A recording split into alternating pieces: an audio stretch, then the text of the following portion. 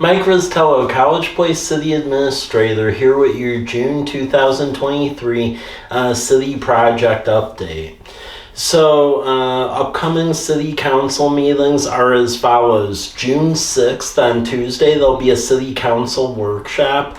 3 topics will be the Common Roots Housing Land Trust, also a potential B ordinance, and then also the fix with the whole Blake decision, because the state legislature made up some rules that essentially preempted a lot of local jurisdictions. So we'll get an update on that. June 13th, there'll be no city council meeting. June 27th, we will hear about some grant opportunities to go replace the Lions Park Community Center, which will be great. And then also some information on the 6-year transportation improvement plan. And that lays out essentially our concepts of doing road replacements, also overlays, and then the addition of sidewalks, since our goal is at least one side of every public street has a sidewalk, and then also chip seal as well. So stay tuned for that. Park Board, they meet every other month, the 4th Friday of the month, and topics they are dealing with is supervision of the Lions Park project, and then also we will begin an engineer under contract to do some work over at Veterans Park, because we did get another state Recreation Conservation Office grant to go add pickleball, basketball court, and a restroom over at Veterans Park. And then we are also doing some visioning for some future park properties, because the city recently acquired the formerly private Autumn Meadows Park. The HOA over there deeded over the infrastructure and then formed a local improvement district. So essentially they're paying the city to take it on. So we're developing plans for what the future of that park looks like, and if it can be connected to Perseverance Park, which is a little parklet on the hill along 12th Street overlooking it. And then also some additional land that we have over at Whitman and Maple. That land is encumbered by an overflow from the new well to the ditch, so you can't really sell it for to a private developer for a house, so we need to make the best of it. So the idea is to do some kind of park over there. So Park Board is going to be heavily dealing with those concepts as well.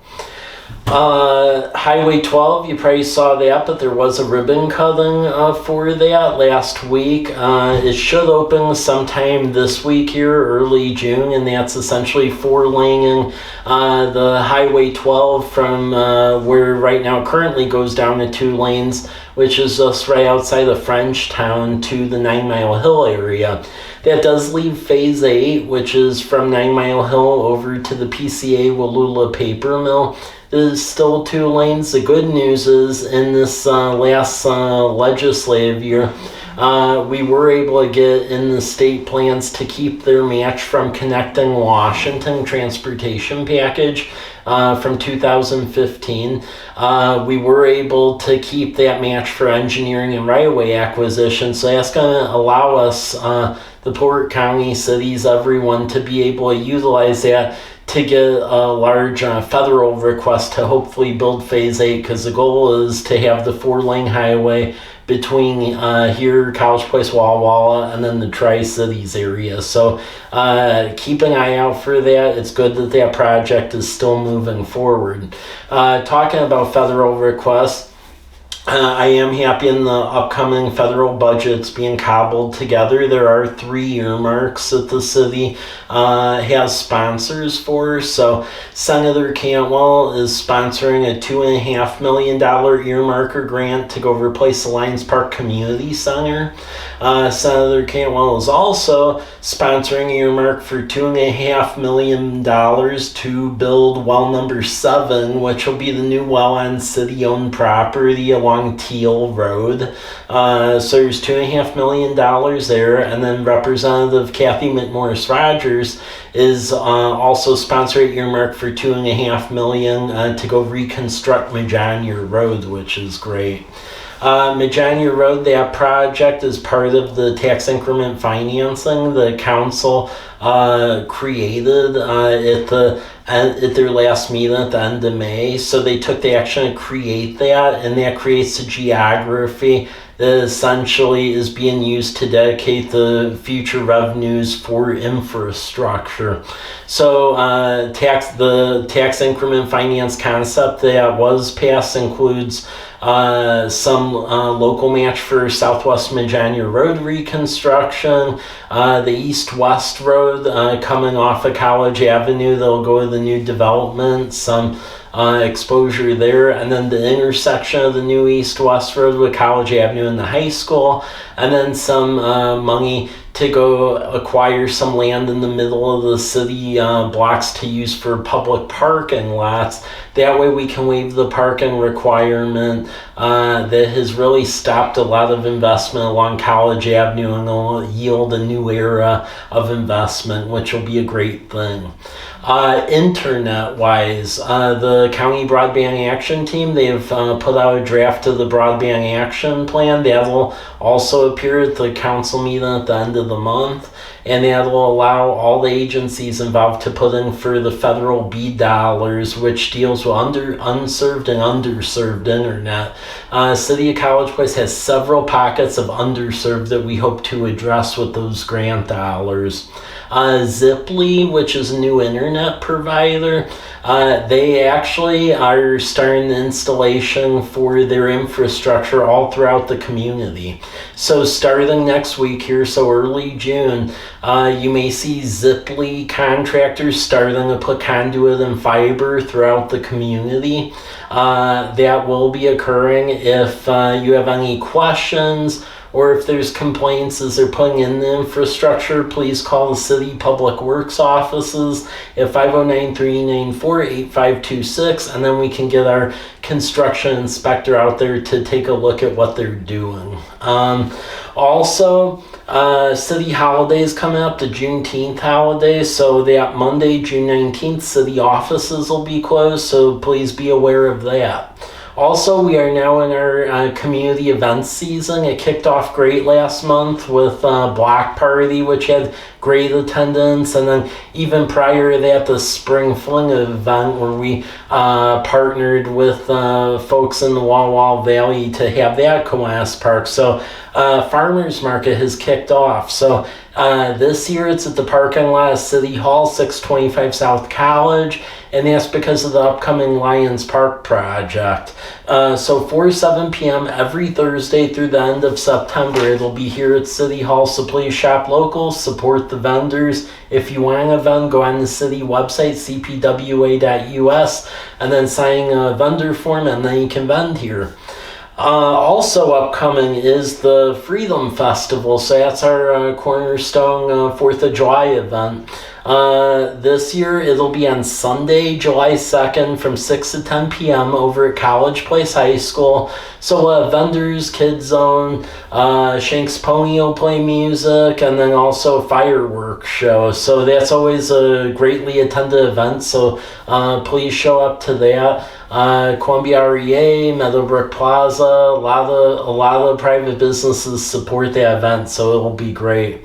Also, our Movies at the Park season kicks off, and as you all may recall, we have an inflatable movie screen that we put out to essentially watch movies at the park around town at dusk. So the first one will be the movie Puss in Boots, and that'll be at Kiwanis Park, June 24th. So please attend that. That is sponsored by Walla Valley Blue Zones.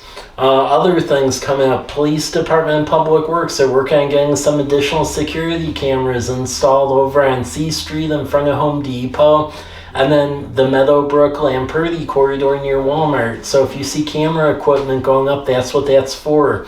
That just helps essentially visualize the area for law enforcement efforts. Fire department, they're always looking for volunteers. So if you're interested in learning how to be a firefighter and volunteering, or even living at the firehouse, because there is actually space there that the students at the university can use. It's a certified dorm if you're interested, though, in also becoming a volunteer firefighter. So number there's 509-529-6506. Public Works, a lot of projects going on there. We end up getting an enhanced state community development block grant to go build additional sidewalk over along Southwest 6th and 8th Street. So pretty soon here, there's going to be sidewalk constructed on the north side of Southwest 6th between College and Davis, and then the north side of 8th between College and Bade. So that'll be great to see that. Lift Station 5, which is on Southwest 1st, we're getting engineering complete on that, but that project will be great. That lift station is undersized, and we'll be replacing it with a proper one and then redoing all of Southwest 1st Street, including adding sidewalk. Medjugorje Road, we're engineering that. Next year, we're positioning that project for full reconstruction between College and Blueview, and that'll also include utilities underneath. Lions Park, we are waiting for the final permit to essentially get reviewed here. So there's a fish and wildlife permit that you need to get when you get all these like state and federal grants. And we thought once they reviewed it, we were good to go. However, apparently the federal EPA has to review a fish and wildlife permit, which is a new one to me. So we are waiting on the EPA to review a fish and wildlife permit. And once that is done, we can finally get this thing out to bid and then start construction on the Lions Park project. We continue to put pressure on the engineering company, so Anderson Perry, to ensure that we get this thing constructed and ready to go. So that way, by the time we start Farmers Market next year, it can then be at the new park, which would be a great thing. Sewer lining, several sewers are going to be lined throughout west side of College Place, so basically west of College Avenue. That's being funded by a State Department of Ecology grants, and that's essentially where they cook a new pipe inside an old pipe, and it saves all the costs of having to dig a trench and redo everything, so we'll be doing that. Well, number 6, which we've been talking about forever over at Whitman and Maple Drive. The motor and some of the mechanical equipment, it looks like it actually has shipped. So by late summer, we should finally be able to turn that well on. It's all constructed, so we need the mechanical equipment to be put inside the well house to go run it. So it looks like by the end of summer here, we'll finally be able to turn that on, because that project's been going for the last 6.5 years and has been mired in the supply chain issues and about everything else. Well, number 7, we have some Public Works Trust Fund monies that we're using to essentially go drill well number 7 at the end of Teal. So that's going to be going on later this year. And then with the earmark money I mentioned earlier, we'll then go build the well house, and there'll be an additional well, which is needed because keep in mind, all these wells we've been building, it's been replacing failed wells. Meanwhile, population has grown. And then well number 3. That's been our reliable well over by Country Estates over at Larch and Lamperty. So that well is temporarily down because the motor's getting rewound. So at the last council, you may have seen a resolution about a water emergency. Don't worry, with the water emergency, that's essentially just a legality, so that way we can partner with another neighboring water agency. That well has been run so hard when we were down to a well the last couple of years that the motor needs to be rewound. And we essentially had 2 choices. We could either put our head in the sand and hope the well didn't fail, or be proactive. And while Walla Walla has additional water because we aren't in dry season yet, turn on the intertie with them, get our motor rewound, so basically a planned emergency, and then be all good to go for when we're in the hot season. So that's the course we've elected to go. So we thank our partner City of Walla Walla for working with us, but the motor's getting rewound. The water, we have adequate supplies because we have the inner ties on, and we should have that well back up in about a week or so. So doing this planned route is definitely the way to go. Also talking about water, I want to clarify some questions about the green tank water emergency that occurred the other week. So we do the best we can to spread information as we're aware of it, but please note that there are two separate water irrigation districts in this city that we do not control. They're actually their own separate agencies, but yet operate and cover portions of College Place. So the Green Tank Irrigation District, they cover an area between Rose to the north, C Street to the south, Myra Road to the east, and then essentially College Avenue to the west. And in their case, they were installing a pipe, and it sounded like there was an issue with one of the control valves, and they had to shut down the whole system to essentially get it done the right way. Thus, that's what precipitated the boil water notice and some time where the water wasn't on. That has since been solved. To our knowledge, water's safe to drink, everything's good. But I just want to clarify that we do not control that district. That's a completely separate district. Likewise, Irrigation District 14 provides drinking water to an area, basically anything northwest of Whitman Drive and College Avenue, and then a little neighborhood between Davis and Academy Way and 4th. And they essentially provide drinking water in that area. So if you're in those two areas I just mentioned, while you do pay us for the wastewater and the storm and things like that, you're actually on a different water provider. So please be aware of that. Other things to be aware of, Creative District, that'll be a way for us to get outside grant money for public art between both cities. We're in public meetings on that. So the College Place one will be at June 7th, 6:30 p.m. at the Lions Park Community Center. So please participate in that. We're going to try to get the plan turned into the state later this month. And if it's approved, we'd be the first joint creative district, which means that Walla Walla and College Place would be in one creative district, and that will help to get grant funds for both cities. Also, last thing is to be aware that there are two annexation public hearings coming up. The council set the last meeting in May. So there will be an annexation hearing about the Martin Airfield property, and that's owned by Martin Airfield LLC, which is essentially a company division of Tarragon.